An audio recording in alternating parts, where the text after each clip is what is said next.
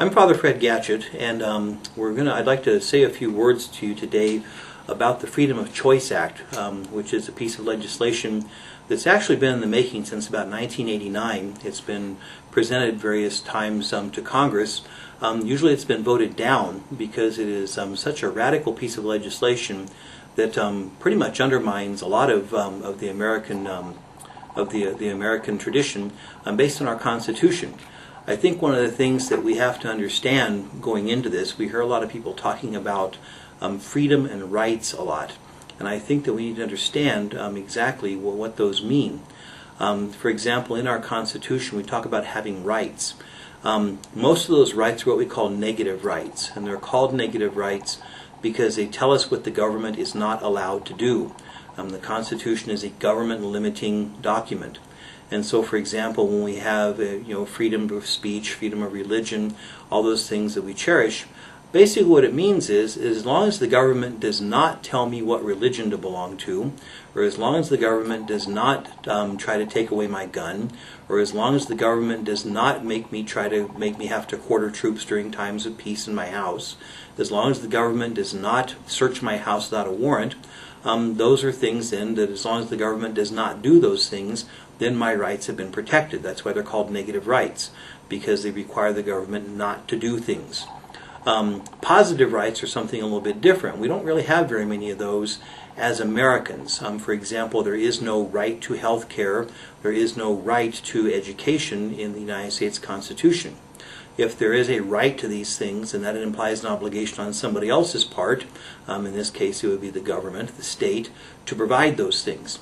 Now, as Kansans, in the state of Kansas, we do have a provision in law that says no child in Kansas will be denied an education. So since Kansas law provides for that protection, then Kansas law must also provide the education, which is why we have a public school system which is funded by taxpayer dollars. But again, I think it's important for us, before we can have any kind of a discussion of what the Freedom of Choice Act is about, is to understand that our rights, for the most part, out of the Constitution, our constitutional rights, are negative rights, requiring the government essentially to leave us alone. Also, when we talk about freedom, hopefully it's no surprise to anyone watching this message that our rights to freedom, our freedoms, are not absolute. We cannot do anything we want. And in fact, we vote people into the State House who write laws who basically limit our freedom. Usually the limits put on our freedom are limitations that would be based on activity that would hurt us or somebody else. So I am not free to steal other people's property. I am not free to hurt people. I am not free to drive my car down the street in whatever speed and whatever direction that I want. And so we can see that there certainly are limitations on our freedom. One thing, though, that we are allowed is we are allowed what you might call the freedom to be wrong, the freedom to do the wrong thing. Because there are some things, even though they are harmful, we still have a right to them. So, for example, even though it is harmful, we have a right to view pornography. We have a right to smoke. If any of us wanted to, we could go out and take all of our net income after paying our taxes and our expenses, and we could spend all of our disposable income on beer and lottery tickets if we wanted to. We have a right to do those things. Those aren't good things, but we have a right to do them. What I think all of us, though, would understand very clearly is that, for example, my right to smoke does not imply an obligation on your part to provide me with tobacco. My right to view pornography does not imply an obligation on your part to provide me with pornography. So, for example, if you owned a drugstore of some kind and you decided, well, I am not going to sell tobacco and I am not going to sell pornography, that would be your right to do so. You don't have to carry those things.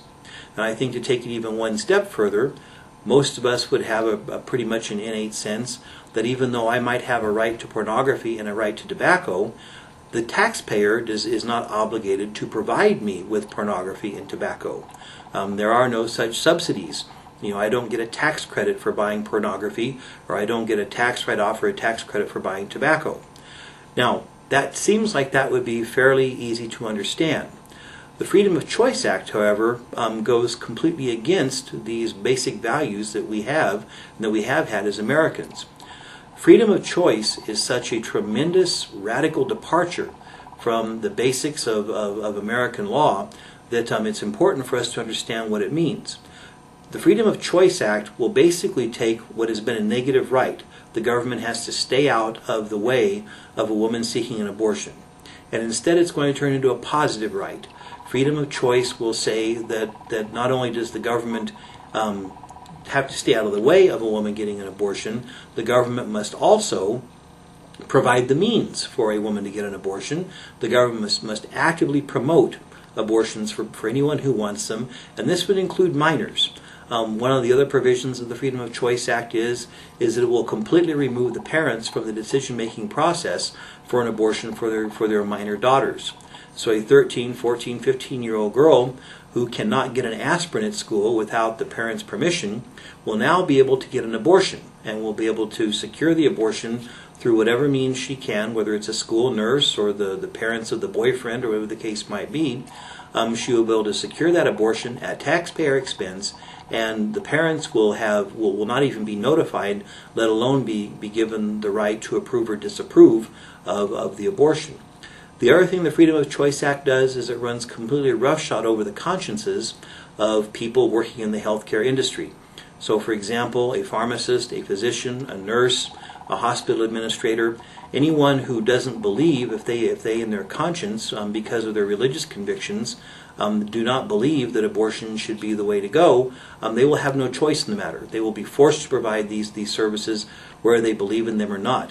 This has tremendous implications as what would happen with our Catholic hospitals.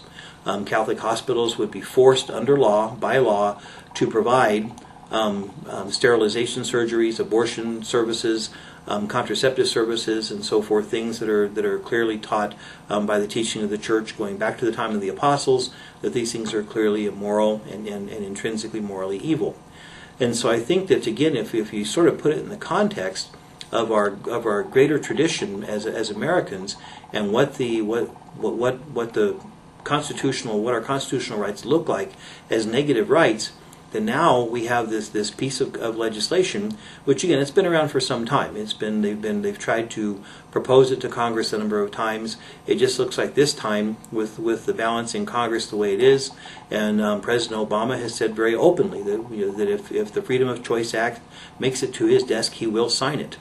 And so I think that it's something that we need to be looking at as Americans and as Catholics. I think especially as parents. I mean, this legislation I think would just really frighten me if I had minor daughters under my charge.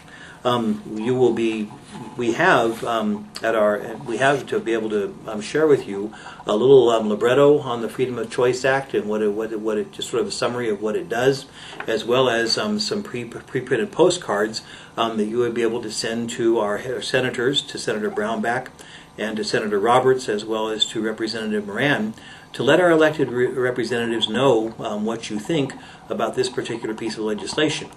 Again, I think it's a radical departure from what we as Americans have cherished as our rights and the role of government in our individual and private lives. The Freedom of Choice Act is really going to take a lot of that, a lot of those beliefs and traditions that we have had, and basically just tread them underfoot. Anyone with a conscience, their conscience will not be respected. They will be forced to go along with it with some kind of sanctions from the government. So again, I think this is something that's very serious. It deserves our serious consideration and action on all people of good conscience. So I do thank you for listening, and as we continue to pray for one another and pray for our families.